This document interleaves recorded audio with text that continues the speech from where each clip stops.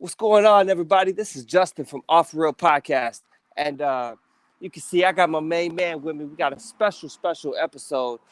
I got the one and only Mr. I don't know, what are they calling you? Like the Uh, a, incredible wingman?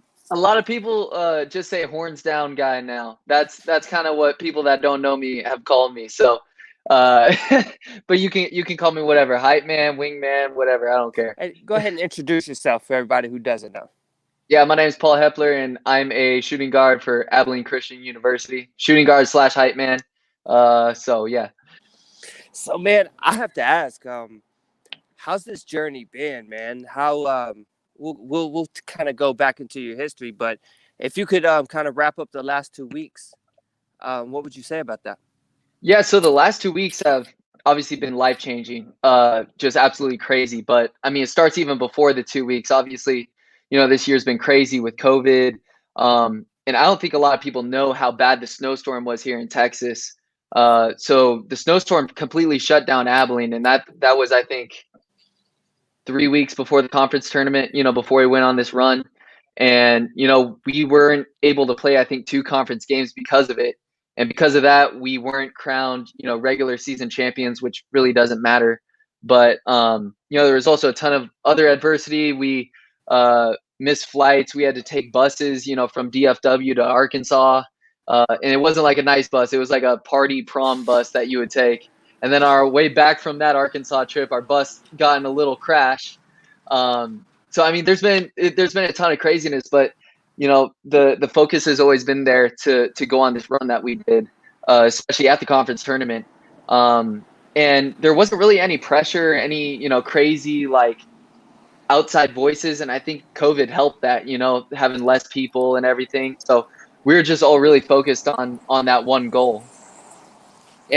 And that right there, I guess, shined through more than most things. Is you guys really had a lot of chemistry. It seemed like you guys were locked in and on the same page. Hmm. Yeah, no, 100%. And that's one of the things that we pride ourselves on is I've never been on a team that really loves one another, each teammate as much as this team did. So definitely. Man, that's incredible. Okay, let's talk a little bit about you. You're from California, right? Yes, sir. Hmm. All right, how'd you find your way to Abilene? So it's funny. So in high school, I had aspirations of playing Division I basketball and everything. And then my junior year, I ruptured my appendix. So I missed, a huge chunk of my junior year, which was key time. And then my senior year, I had a really bad hip injury that was actually pretty close to being career ending. But, my physical therapist, who's one of my best friends, helped me get back. But I still missed half of my senior year. So I was just looking for somewhere to play Division I basketball because that was my dream. That's what I believe God was, trying to have me do. And I was praying so much about, hey, lead me to a place. I don't care where it is. I'll play in Yemen. I'll play in Lebanon. I don't care. I just want to play basketball. And God opened this door here at Abilene Christian University, which I think a lot of people know now, but a lot of people back then didn't know. Back then we were very subpar Division I school, but I was just happy to be chasing the dream here. Man, that's incredible. What did you think the first week on campus, kind of, realizing what Abilene was? So I always say one of the best days of my life was committing to Abilene Christian. One of the worst days was my dad dropping me off. Um, so it's different because obviously it's a lot different from California. I have the beach back home. I had all my friends. Just graduated high school, and then I came here. Because basketball players have to be here in the summer. So I came here. I knew absolutely no one. I was the only freshman on the team, so I felt like an outsider. So it wasn't an easy transition, but God works everything together, and I felt good by the end of it. And obviously now, this place is my home. I'm moving back to California eventually, but I will always have a home in Abilene. Abilene will always seem like a place that's home to me, even though it's in the desert kind of. I mean, we're on an island if you think about it. We're 3 hours away from Dallas over here. That's like the nearest city, and then you drive like 6 hours to El Paso this way, and that's the other. That's it. You're just kind of isolated out here, but man, I've loved it here. I really have. And what year are you now? What grade is this? I'm a senior, so I'm graduating in May. Oh, that's exciting, man. Yes, sir. I guess what's the future hold for you? Yeah, so right now I'm applying to law schools. I've taken the LSAT. I'm getting all my applications done. So that's next step. I'm getting married in May. So very Oh, excited about that, obviously. But, a lot of people are talking about, how college is the best years of your life and, you know, living in the past of academic glory, or not academic, but athletic glory days. And people are like, I was watching the clock count down and my dream was over or something like that. I've heard people say that, but I was looking at the clock countdown, and that's just the clock counting down to my next chapter in life, the next door that's opening. And I always think that the next chapter is the best chapter. I will always believe that. So I'm excited for what the future holds, man. And this experience has just been amazing.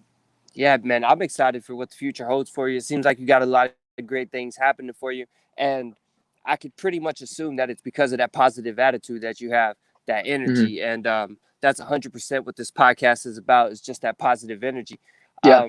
and Texas. So, with that being said, let me ask you a few things about: is there a Texas food or something that you became that you're a fan of now? Yeah, so obviously in California we have Mexican food and stuff, but we don't have queso in California. There's two things that we really don't have. It's like queso and sweet tea. Like even at gas stations, you really can't find sweet tea in California. Um, but here you have like a million different kinds, a million different brands. So I love the sweet tea here. I love the queso, man. I think I've tried a lot of quesos, and I don't know if I'm going to get hate because I'm saying the best one comes from a chain, but I think the best queso is from Torchy's Tacos. I think Torchy's queso is fire. No, that is, it's not a bad one. You didn't go bad there for sure. Yeah, It's more corporate, and people always have their hole in the yeah, wall yeah, styles. But no, Torchy's is quality, man. If you're ever near Waco, you'll have to hit me up, and I'll take you around a couple, and we'll definitely, bro. visit. Definitely. I go down there every once in a while. I like that the BSR Cable Park. I Oh like yeah, that place a lot. Yeah, yeah, yeah, absolutely. yeah. Yeah, we'll definitely make that happen. And I have to ask you, my best friend from high school, his mom actually teaches at Abilene, and I wanted to see if you had her as a class. Her name is Joanne Roberts.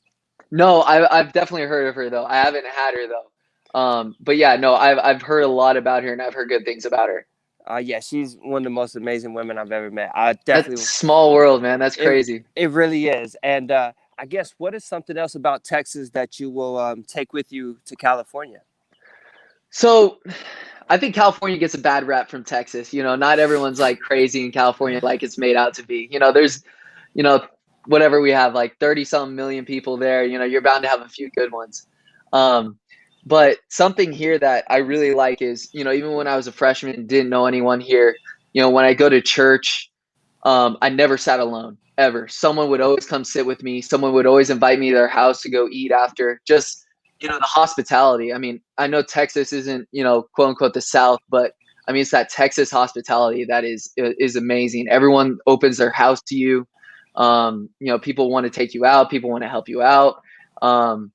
So just that's one of the most amazing things I've experienced here in Abilene. Small town Texas. Is just the people, the hospitality has been absolutely amazing. So I want to take that back to California because we're good people, but I don't think a lot of people there are very open with that, and people are more closed off. So being a little bit more open, accepting people into your homes, taking people out to lunch, it goes a long way. It really does. No, absolutely. How about y'all? Do you say that yet? I do. I brought that into my vocabulary. I think my sophomore year. Um, Okay, good, and I good. say it in all my posts now, but it's become a custom, and people back home aren't used to it, and they think I'm like, oh, you're trying to like convert to be a Texan and all these things, but no, it's become part of my vocabulary, and I like it. I don't have a twang, and I don't say ain't really, but yeah, I added y'all to my vocabulary. Well, man, I guess we'll start wrapping this up. I don't want to take too much of your time. I can't believe you agreed to come on with me today. It's so awesome. I know so many other Texans, because you got to understand, there are a lot of Texans who are not UT fans. So when you were doing that, you had a third of the state behind you. Yeah, I had I think a third of Texas, and I think I had all of Oklahoma. The I got entire I got a lot of love from people in Oklahoma, so yeah. I'm I personally don't say that word. It's actually it's a bad word on this podcast, but we'll let it slide, bro. yeah, but I'm hoping, I don't know, maybe next year when A&M or Tech or someone in Texas plays UT, I'm hoping they like fly me in so I can, like, I don't know, do something at the game and throw them off a little bit. I think that would be a big advantage. So Chris Beard or anyone else who's watching, if you want to win against Texas next year, you know who to bring in. Got to bring you in, man. And let's definitely keep in touch. I want to hear about this law school and your marriage, and I just want to see you do great things in life. So Definitely, for sure. yeah, man, take care, and thank you for the positive energy that you're putting into the whole world, and especially the great state of Texas. Yes, sir. Thank you so much for having me on. No problem, buddy. Take care, man. God bless, man. Yes, sir. Absolutely.